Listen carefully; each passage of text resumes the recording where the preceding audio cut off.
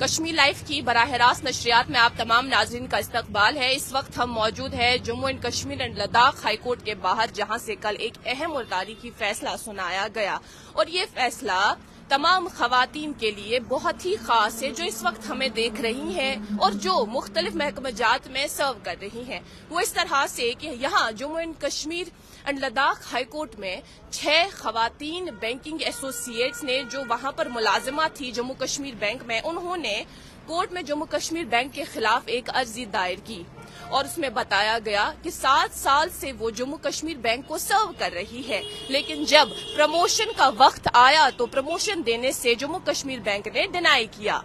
کیوں؟ وجوہات کیا تھے؟ دراصل انہوں نے کہا کہ انہوں نے میٹرنیٹی لیو لی تھی،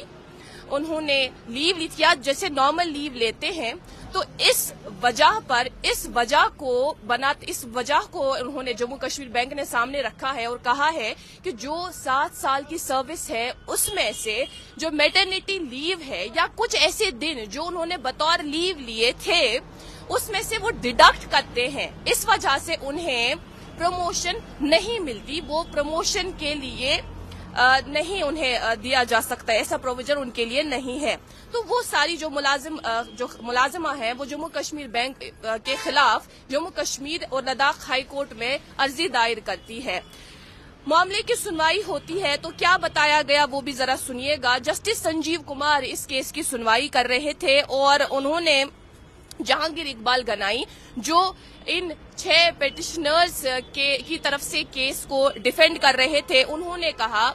کہ یہ جو میٹرنیٹی لیو کو ان کی سروس سے 7 سال کی سروس سے ایکسکلوڈ کرنا، ڈیڈکٹ کرنا، یہ قانون کے خلاف ہے، یہ کانسٹیٹیوشن کے خلاف ہے، جو کہ جموں کشمیر بینک کو نہیں کرنا چاہیے تھا، کیونکہ میٹرنیٹی لیو دراصل خواتین کا حق ہے اگر وہ کسی پرٹیکولر ڈپارٹمنٹ میں سرو کر رہی ہے۔ تو اس کے بعد جو جموں کشمیر بینک کی طرف سے کیس کو ڈیفینڈ کر رہے تھے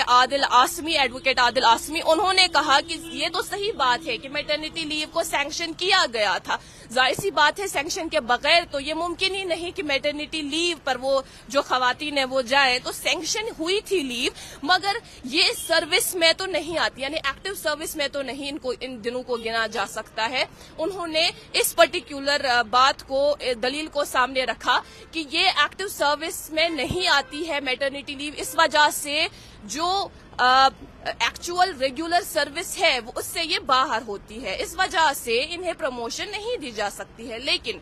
جموں کشمیر ہائی کورٹ میں جو اس کیس کی سنوائی کر رہے تھے جسٹس کمار نے سیدھے سے اس بات کو مسترد کیا اور کہا کہ نہیں، جو امپلائی ہے انہیں باقاعدہ لیو کو سینکشن کیا گیا تھا اور میٹرنیٹی لیو ان کا حق ہے، یہ قانون کی خلاف ورزی ہے، یہ کانسٹیٹیوشن کی خلاف ورزی ہے، آرٹیکل 14 اور آرٹیکل 16 کی جو کانسٹیٹیوشن میں باقاعدہ درج ہے اس کی خلاف ورزی ہے۔ اور ساتھ میں انہوں نے کہا کہ جموں کشمیر بینک میں جو ریکاگنائز نہیں کی گئی تھی میٹرنیٹی لیو ایز ریگولر سروس، تو انہوں نے یہ حکم جاری کرتے ہوئے پیٹیشنرز کے حق میں یہ فیصلہ دیا کہ پیٹیشنرز ایلیجیبل ہے